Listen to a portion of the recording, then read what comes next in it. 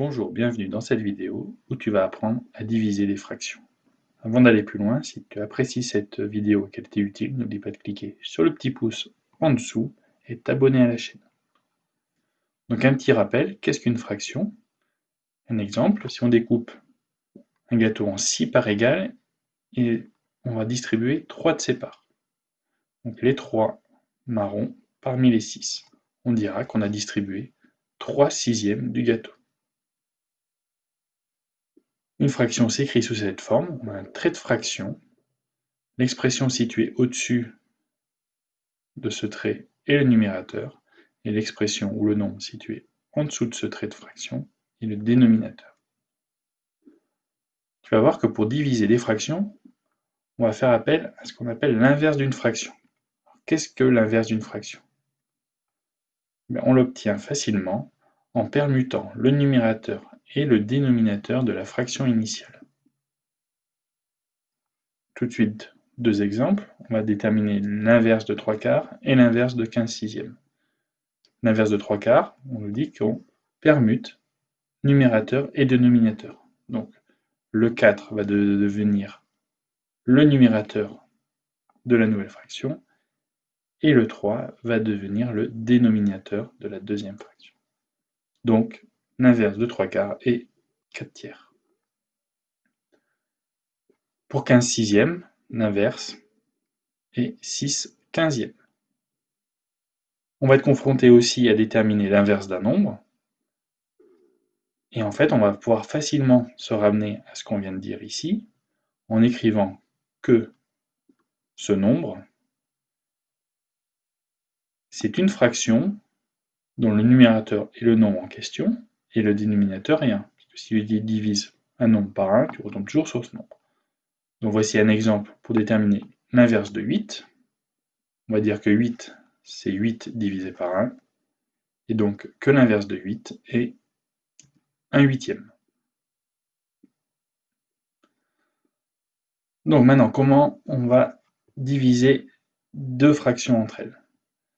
Eh bien, on va multiplier la première fraction, celle qui est au numérateur, par l'inverse de la seconde fraction, celle qui est au dénominateur. Et ensuite, on simplifie, si possible, le résultat en décomposant le numérateur et le dénominateur en produit de facteurs premiers. On va étudier deux exemples. Le premier, 3 quarts divisé par 5 demi. On doit donc déterminer l'inverse de la deuxième fraction, donc de 5 demi. Donc l'inverse de 5 demi, c'est 2 cinquièmes. Et donc l'expression initiale, 3 quarts divisé par 5 demi, c'est égal à 3 quarts multiplié par 2 cinquièmes. Ensuite, on effectue la décomposition en produit de facteurs premiers du numérateur et du dénominateur. Ça nous donne ceci. On simplifie ce qui est commun et on trouve 3 dixièmes. Deuxième exemple, 3 quarts divisé par 5 sixièmes. Donc ici, il faut bien placer le signe égal. Le signe égal, on le place entre les deux fractions, celle qui est au numérateur et celle qui est au dénominateur. On peut réécrire avec un trait un peu plus long pour bien séparer le numérateur, qui est donc 3 quarts, et le dénominateur, qui est 5 sixièmes.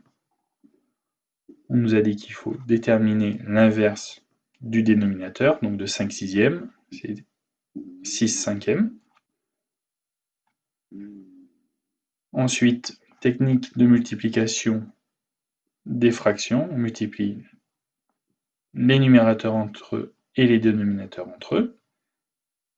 Et ici, on fait apparaître directement la décomposition en produit de facteurs premiers de 6, donc en 2 fois 3, et de 4 en 2 fois 2, sachant que 3 et 5 sont déjà des nombres.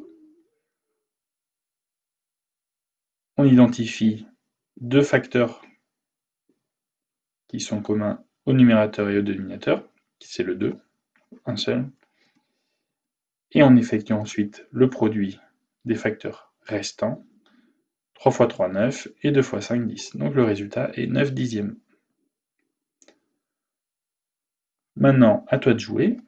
Avec ces quatre exemples, je te demande de mettre sur pause et de revenir ensuite, quand tu auras fait tes exercices, pour avoir la correction.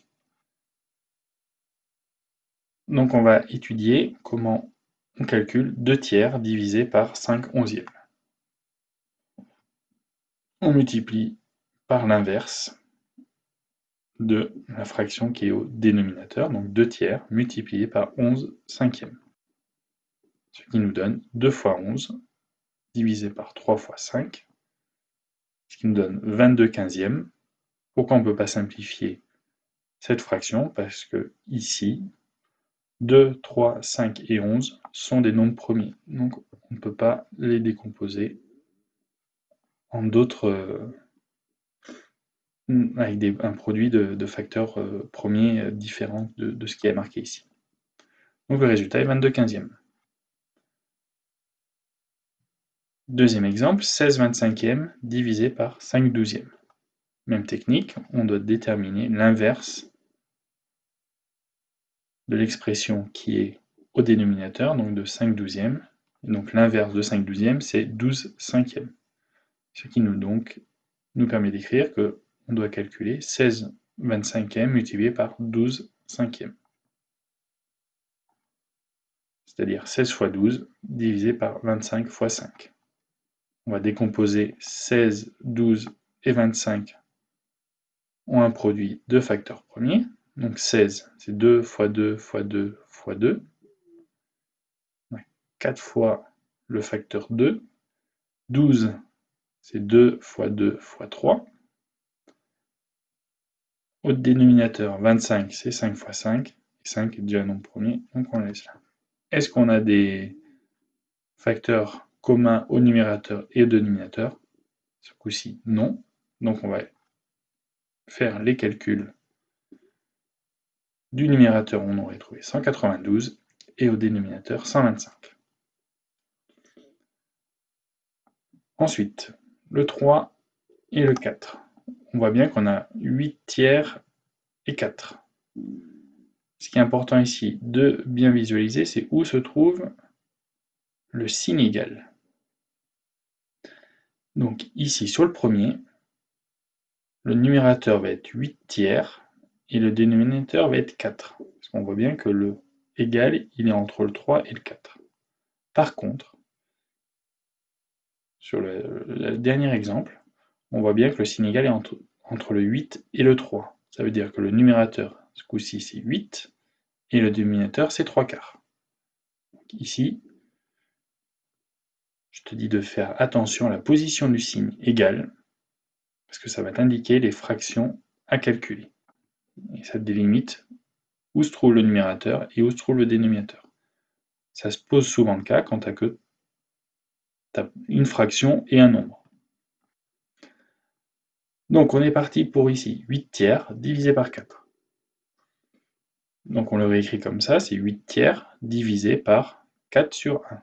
On avait dit qu'un nombre, on peut l'écrire comme une fraction si le dénominateur devient 1. L'inverse de 4, c'est donc 1 quart. Donc notre expression ici est égale à 8 tiers fois 1 quart. On va multiplier les numérateurs entre eux et les dénominateurs entre eux. Et ici, j'ai indiqué la décomposition en facteur premier de 8. 2 fois 2 fois 2. 1 est un nombre premier et n'est pas un nombre premier, mais on ne peut pas le décomposer plus. Et ensuite, 3 est un nombre premier et 4 c'est 2 fois 2. On regarde les facteurs qui sont communs au numérateur et au dénominateur. Et il nous reste 2 fois 1, donc 2 au numérateur et 3 au dénominateur. Donc le résultat de cette opération est 2 tiers.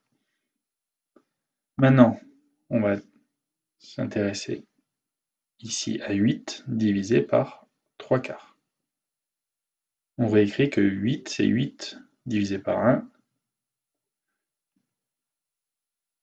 Donc on doit maintenant multiplier 8 par l'inverse de 3 quarts. L'inverse de 3 quarts, c'est 4 tiers. Donc on est ici. On multiplie les numérateurs entre eux, 8 fois 4 et 3 fois 1. On redécompose 8 en 2 fois 2 fois 2 et 4 en 2 fois 2. Au dénominateur, 1 fois 3. Est-ce qu'on a des facteurs communs au numérateur et au dénominateur? Non. Donc on ne peut pas simplifier. On effectue les multiplications du numérateur, des facteurs du numérateur, ça on va trouver 32, et au dénominateur 3. Donc le résultat est 32 tiers. Donc on voit bien qu'on trouve des résultats différents en fonction de la position du signe égal. Cette vidéo est terminée. Je te remercie.